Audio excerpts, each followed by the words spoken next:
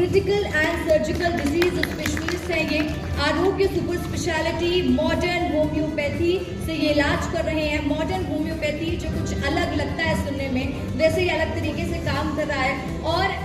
ये जितने भी पेशेंट को ट्रीट कर रहे हैं एक सक्सेसफुल मेडिकेशन दे रहे हैं, तो जोरदार तालियां इनके लिए।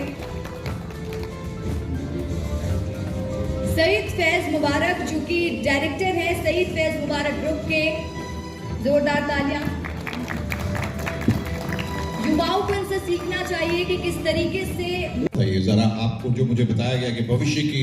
होम्योपैथी के जनक डॉक्टर अर्पित चोपड़ा जैन साहब, तो जो प्रश्न मुझे कहा गया आपसे पूछने के लिए कि हमने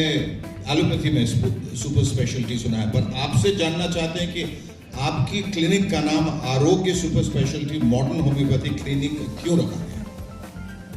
बहुत ही अच्छा सवाल है सर। और सबसे पहले मैं जी मीडिया और आपका आभार व्यक्त करना चाहूँगा कि आपके साथ आज इस स्टेज पर हम पार्टिसिपेट कर रहे हैं और एक मॉडर्न होम्योपैथी जो एक भविष्य की होम्योपैथी हम जो लॉन्च करने जा रहे हैं उसके बारे में मैं आज परिचर्चा में भाग ले रहा हूँ। सर, मॉडर्न होम्योपैथी का कंसेप्ट जो है एक्चुअली जो हमने पहले क्लासिकल होम्योपैथी सुनी है जो 200 साल पुरानी सिस्टम है जो कि जर्मनी में हमको पूरी दुनिया में अभी तक किसी के बारे में पता है। और उसमें ऐसा माना जाता है कि जो बेसिक केसेस होते हैं जैसे सर्दी, खांसी, बुखार, हेयर फॉल, स्किन, ज़्यादातर जो होम्योपैथी में प्रैक्टिस होती है हम उस पर ज़्यादा फोकस करते हैं। पर अगर हम क्रिटिकल केसेस के बारे में बात करें जिसमें दुनिया में काफ़ी रिसर्च हो रहा है और ऐसी जगह पे बात करें जहाँ पर दुनिया कई बार लाइलाज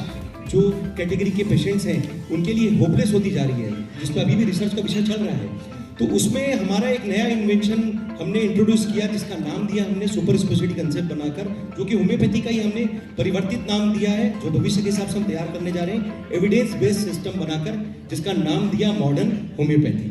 और चूंकि जब भी कोई रिसर्च होता है तो कभी भी कोई भी आधार जब बनाया जाता है तो उसके लिए डेटा आपको इंपॉर्टेंट होता है। तो बिना डेटा के WHO जो हमारा वर्ल्ड हेल्थ ऑर्गेनाइजेशन है या दुनिया के अगर कोई भी सिस्टम के अगर डॉक्टर्स अगर किसी भी डेटा को हम देखते हैं या फिर हम उन्हें बताते हैं तो उस सिस्टम के बारे में हम अच्छे से समझ पाते हैं और कहीं ना कहीं उसकी परिकल्पना जो हम देना चाहते हैं दुनिया को, जो फिजिकल, मेंटल और सोशल वेलबींग जो एक हेल्थ की कंप्लीट डेफिनेशन होती है कि हम किसी पेशेंट को फिजिकली ठीक करें जिसके लिए वो हमारे से अप्रोच करता है, मेंटली उसको कॉन्फिडेंट करें जिसके लिए वो अपने आप से चाहता है कि मैं इस बीमारी से मुक्त होकर जल्द से जल्द मैं वापस खड़ा हो सकूं, और सोशली वेलबींग लेकर वो समाज में फिर से अपनी जगह पर खड़े हो सके। क्योंकि जब भी एक पेशेंट जब ठीक होता है तो हम मानते हैं कि वो खुद ही एक बहुत बड़ा डॉक्टर है उस फील्ड का जिसके लिए वो काम कर रहा होता है, उससे काफ़ी लोग जुड़े होते हैं। तो फिजिकल, मेंटल और सोशल वेलबींग देने के लिए होम्योपैथी में अगर हम क्रिटिकल केसेस में जब बात करते थे तो वहां पर बहुत सारी लिमिटेशंस आ जाती थी। जब लिमिटेशंस आ जाती थी तो लोगों को लगता था कि होम्योपैथी तो स्लो ट्रीटमेंट चलता है, और अगर ऐसा कोई स्टेज 4 का कैंसर है जो कि एक तरीके से कीमो, रेडियो सर्जरी या इम्यूनोथेरेपी के बावजूद भी रिस्पॉन्ड नहीं कर पा रहा है, कोई ऐसा पेशेंट है